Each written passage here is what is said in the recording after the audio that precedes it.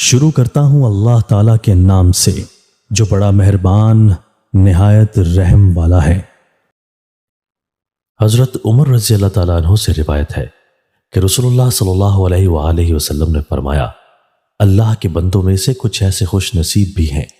جو نبی یا شہید تو نہیں ہیں، لیکن قیامت کے دن بہت سے انبیاء اور شہداء ان کے خاص مقام قرب کی وجہ سے ان پر رشک کریں گے۔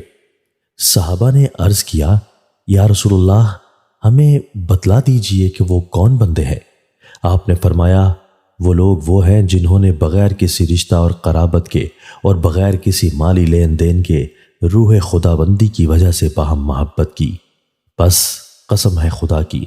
ان کے چہرے قیامت کے دن نورانی ہوں گے، بلکہ سراسر نور ہوں گے، اور وہ نور کے ممبروں پر ہوں گے،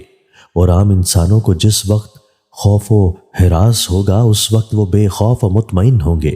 اور جس وقت عام انسان مبتلا غم ہوں گے وہ اس وقت بے غم ہوں گے۔ اور اس موقع پر آپ نے یہ آیت پڑھی۔ ترجمہ: معلوم ہونا چاہیے کہ جو اللہ کے دوست اور اس سے خاص تعلق رکھنے والے ہیں ان کو خوف و غم نہ ہوگا۔ حضرت ابو ہریرہ رضی اللہ تعالیٰ عنہ سے روایت ہے کہ رسول اللہ صلی اللہ علیہ وآلہ وسلم نے فرمایا کہ قیامت کے دن اللہ تعالیٰ ارشاد فرمائیں گے کہ کہاں ہیں میرے وہ بندے جو میری عظمت و جلال کی وجہ سے آپس میں الفت و محبت رکھتے تھے؟ آج جب کہ میرے سایہ کے سوا کوئی سایہ نہیں ہے، میں اپنے بندوں کو اپنے سایہ میں جگہ دوں گا۔ حضرت عبداللہ بن مسعود رضی اللہ تعالیٰ عنہ سے روایت ہے کہ ایک شخص رسول اللہ صلی اللہ علیہ وآلہ وسلم کی خدمت میں حاضر ہوا اور عرض کیا، حضور کیا فرماتے ہیں ایسے شخص کے بارے میں جس کو ایک جماعت سے محبت ہے لیکن وہ ان کے ساتھ نہیں ہو سکا؟ تو آپ نے فرمایا کہ جو آدمی جس سے محبت رکھتا ہے اس کے ساتھ ہی ہے، یا یہ کہ آخرت میں اس کے ساتھ کر دیا جائے گا۔ تشریح: سائل کا مقصد بظاہر یہ دریافت کرنا تھا کہ جو شخص اللہ کے کسی خاص صالح اور متقی بندہ سے یا اہل صلاح و تقوی کے کسی گروہ سے محبت رکھتا ہو، لیکن عمل اور سیرت میں بالکل ان کے قدم بقدم اور ان کے درجہ کا نہ ہو بلکہ ان سے کچھ پیچھے ہو، تو اس کا انجام کیا ہوگا؟ اور اس بنا پر رسول اللہ صلی اللہ علیہ وآلہ وسلم کے جواب کا حاصل یہ ہوگا کہ یہ شخص عمل میں کچھ پیچھے ہونے کے باوجود ان بندگان خدا کے ساتھ کر دیا جائے گا جن کے ساتھ ان کو اللہ کے لیے اور دین کے تعلق سے محبت تھی۔ حضرت عبداللہ بن صامت رضی اللہ تعالیٰ عنہ ابو ذر غفاری رضی اللہ تعالیٰ عنہ سے روایت کرتے ہیں کہ انہوں نے ابو ذر نے رسول اللہ صلی اللہ علیہ وآلہ وسلم کی خدمت میں عرض کیا، یا رسول اللہ، ایک آدمی ہے اس کو اللہ کے خاص بندوں سے محبت ہے لیکن وہ اس سے عاجز ہے کہ ان کیسے عمل کر سکے، تو اس بیچارہ کا انجام کیا ہوگا؟ رسول اللہ صلی اللہ علیہ وآلہ وسلم نے ارشاد فرمایا، ابو ذر، تم کو جس سے محبت ہوگی تم اسی کے ساتھ ہوگے۔ ابو ذر نے عرض کیا، حضرت مجھے تو اللہ اور اس کے رسول سے محبت ہے۔ آپ نے ارشاد فرمایا، بس تم انہی کے پاس اور انہی کے ساتھ رہو گے جن سے تم کو محبت ہے۔ یہ جواب سن کر ابو ذر نے پھر اپنی بات دہرائی اور رسول اللہ صلی اللہ علیہ وآلہ وسلم نے جواب میں پھر وہی ارشاد فرمایا جو پہلی دفعہ ارشاد فرمایا تھا۔ حضرت عبداللہ بن عمر رضی اللہ تعالیٰ عنہ سے روایت ہے کہ رسول اللہ صلی اللہ علیہ وآلہ وسلم منبر پر چڑھے اور آپ نے بلند آواز سے پکارا اور فرمایا، اے وہ لوگوں جو زبان سے اسلام لائے ہو اور ان کے دلوں میں ابھی ایمان پوری طرح اترا نہیں ہے،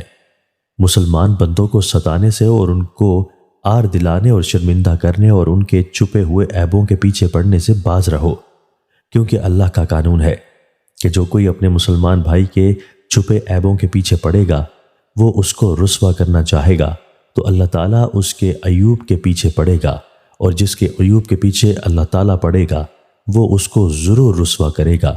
اور وہ رسوا ہو کے رہے گا اگرچہ اپنے گھر کے اندر ہی ہو۔ تشریح: جب حقیقی ایمان کسی کے دل میں اتر جاتا ہے تو اس کا قدرتی نتیجہ یہ ہوتا ہے کہ آدمی پر اپنے انجام کی فکر غالب ہوتی ہے اور وہ اللہ کے حقوق اور بندوں کے حقوق کے بارے میں محتاط ہو جاتا ہے، خاص کر اللہ کے جو بندے سچے ایمان کے ذریعہ اللہ تعالیٰ سے اپنا تعلق جوڑ چکے ہوں ان کے بارے میں اور بھی زیادہ محتاط ہو جاتا ہے، ان کو ستانے ان کا دل دکھانے، ان کی پچھلی برائیوں کا ذکر کر کے ان کو شرمندہ کرنے اور ان کی زندگی کے چھپے ہوئے کمزور پہلوؤں کی ٹو لگانے سے باعث رہتا ہے۔ لیکن اگر دل میں ایمان کی حقیقت نہ اتری ہو اور صرف زبان سے اسلام کی باتیں ہوں تو آدمی کا حال اس کے برعکس ہوتا ہے۔ وہ اپنی فکر کے بجائے دوسروں کے عیب ڈھونڈتا ہے، خاص کر اللہ کے ان بندوں کے پیچھے پڑتا ہے جو اللہ کے ساتھ ایمان اور ابدیت کا تعلق قائم کر چکے ہوتے ہیں۔ ان کو لوگوں کی نظروں سے گرانا چاہتا ہے، ان کی غلطیوں کی تشہیر کرتا ہے، ان کو بدنام اور ذلیل کرنا چاہتا ہے۔ رسول اللہ صلی اللہ علیہ وآلہ وسلم نے اس حدیث میں ایسے لوگوں کو آگاہ کیا ہے کہ وہ اس حرکت سے باز آئیں، اللہ کے ایمان والے بندوں کو بدنام کرنے اور ان کے مقام کو گرانے اور ان کے چھپے ہوئے کمزور پہلوؤں کو اچھالنے کے مشغلہ کو ترک کریں، ورنہ آخرت سے پہلے اس دنیا میں بھی وہ ذلیل کیے جائیں گے اور ذلت و رسوائی کی مار ان پر ضرور پڑے گی۔ اگر بالفرض ذلت و رسوائی سے بچنے کے لیے وہ خانہ نشین ہو کے بھی بیٹھیں گے تو اللہ ان کو ان کے گھر کی چار دیواری میں ہی رسوا کرے گا۔